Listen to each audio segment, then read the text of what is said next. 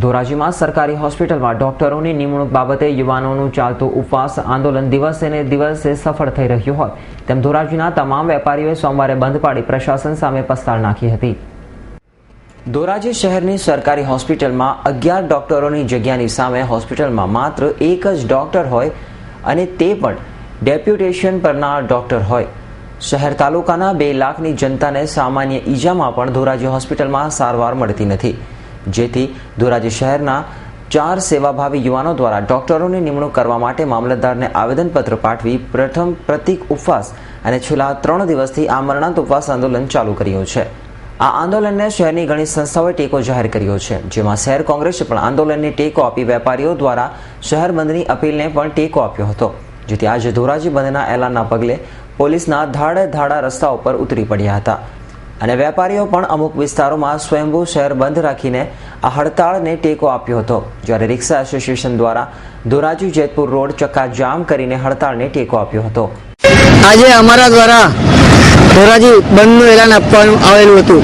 અમે લોકો ધોરાજી સરકારી હોસ્પિટલમાં ડોક્ટરોની નિમણૂક કરવા માટે ઉપવાસ આંદોલન કરી રહ્યા છીએ, જેનો અમારો આજ આમરણાંત ઉપવાસનો 8મો દિવસ હોય છતાં પણ તંત્ર દ્વારા કોઈ જાતની કાર્યવાહી ન થતા ધોરાજી હોસ્પિટલમાં ડોક્ટરોની નિમણૂક કરવા માટે અમે લોકોએ આજે ધોરાજી બંધનું એલાન આપેલું હતું।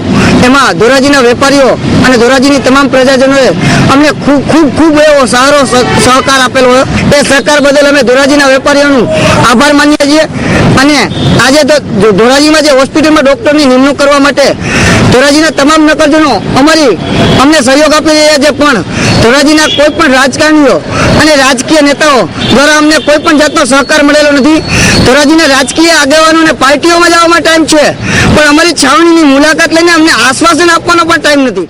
હું જેતપુર તાલુકાના 5 રહેવાસી છું। હું અહીંયા ખરીદી કરવા માટે આવ્યો હતો બજાર, તો અત્યારે બજારો બધી બંધ છે। હું પાછો હેરાન થઈને પાછો ઘરે જાઉં છું અત્યારે, કારણ કે આ લોકોએ હડતાલ ચાલુ હતી। મેં વાત સાંભળી ડૉક્ટરની કમી, ખરીદે ડૉક્ટર જોવો જરૂરી છે સરકારી, કે અમારા ગરીબ લોકોને ક્યાં જવું ડૉક્ટર, અમીર લોકો ગમે ત્યાં સારવાર લઈ શકતા હોય। આજે ધોરાજી બંધ છે, એના માટે અમે બધા વેપારીઓ ભાઈઓ બધા ધંધાર્થીઓ વેપારી આ બધા આની હારે જોડાયેલા છીએ, જેથી કરીને સરકારી હોસ્પિટલમાં ડૉક્ટરની જે નિમણૂક કરવાની આવે છે થઈ જાય એના માટે ઉપવાસ સાથે એ બધા બેઠા જેની હારે જોડાઈએ છીએ। એ લોકોને સાથ સહકાર અમે આપીને અમારા ધંધા રાખીને અમે વેપારી માણસો બધા એના સાથે જોડાયા છે।